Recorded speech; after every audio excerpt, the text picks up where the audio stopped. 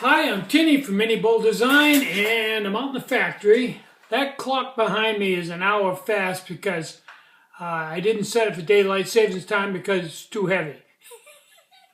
So it's 1:45, not 1:45. Okay, got that behind me. Came out this morning, had 4 orders. One was for an M2SB, which I had to build up, and a simmer ring for an M2 for a turbo top.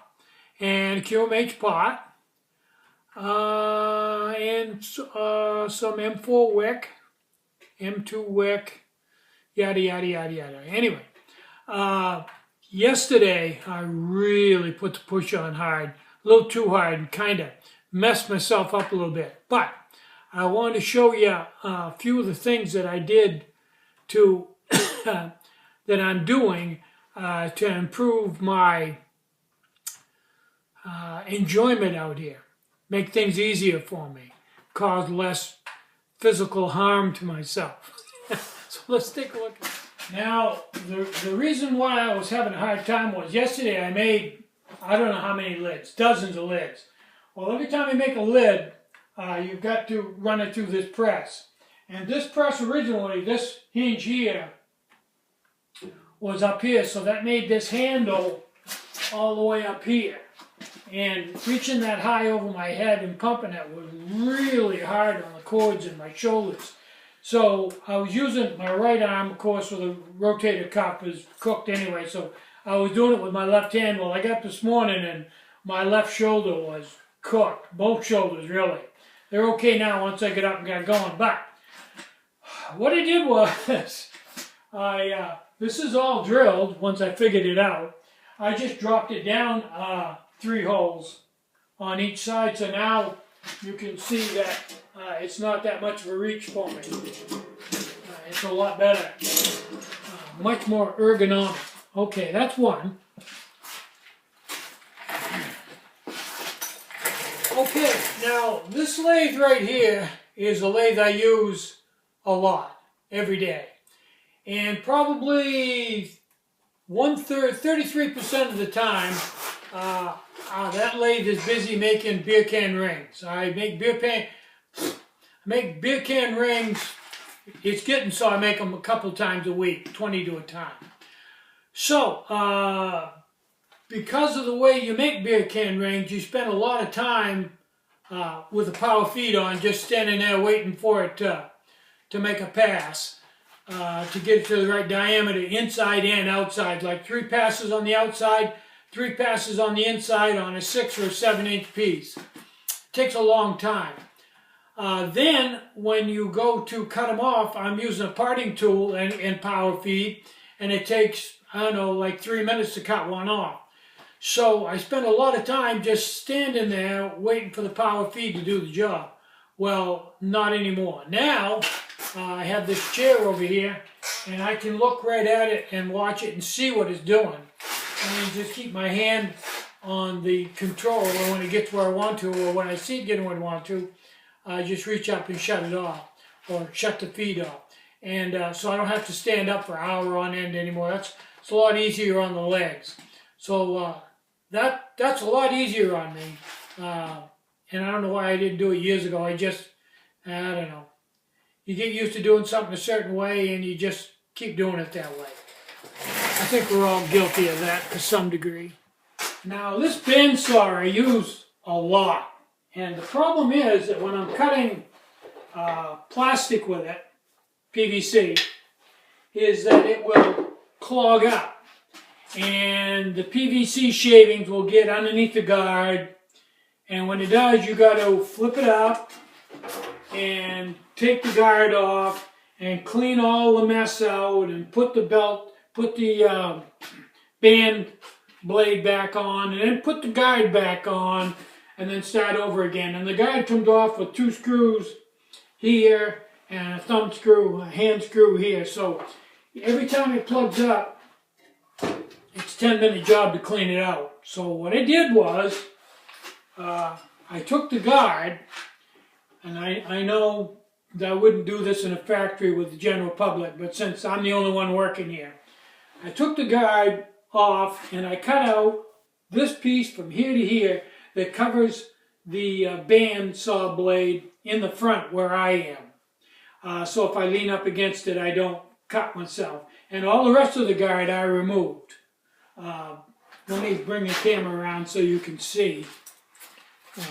You can see I removed all but this piece right here, which guards me. Now all the stuff that builds up inside of it, you can see all falls right out. And if it does happen to throw the band, all I have to do is flip it up and loosen the top pulley and put the band back on, and it's no big deal. It takes like a minute. I also, after every cut, I flip it up and run it and clean these pulleys, and that's pretty much taking care of it anyway. But that makes it a lot easier, and you can see just by the look of things here, and I really need to clean this mess up. You can see the pile of shavings there. That I use this a lot. So that was a real, took up a lot of time, a lot of work. But that helped a lot. This lathe I used to make the discs for lids. You can see there's a blank there. I cut those out. And after 10 years, I have finally discovered a way to do this that's a lot easier. And I've discovered a way to make a better finish on the edge where I cut them. It's taken 10 years to figure it out, but I finally did it. Now, I only use the very best aluminum. The 2011 T3 is the only aluminum I use, and it's expensive. Between that and carbon felt, and I'm used to pots and my shipping materials, it takes up a good portion of the money I take in. It takes on the average about $23,000 a year I spend on those items right there. Yeah, sobering experience. Not cheap, but that's the price you pay for running a machine shop. I've got most of my equipment. I don't buy much equipment anymore. I basically have got everything I need. And I'm amazed how long these Chinese lathes last, and they're lasting much longer than I expected, although I have a backup third one over here that I just use the face with in the background in case I do happen to run into a major problem with the lathe. I can just move over to that one. That's a good way to go when they're this cheap. You can afford to keep a spare on hand just in case. Now I'm all caught up as of right at the moment, and if nothing happens tomorrow, I'm gonna do what I was gonna do today, but didn't have time to, or didn't have enough energy to do. I'm going to build Sawyer Mini water filter adapters, and then I'm going to start on the batch of BIOS 5. I think. There's some other stuff needs to be done, but those two things definitely need to be caught up with, and I need a few of those in stock just to make life easier.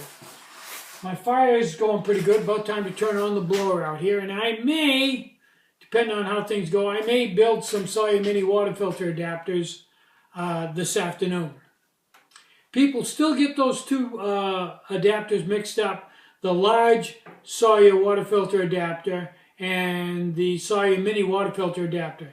Put them on different pages, completely different description, and different SKU number and everything, and they still get them mixed up on a regular basis. And I give up. I don't know how to cure that. That's just the way it works.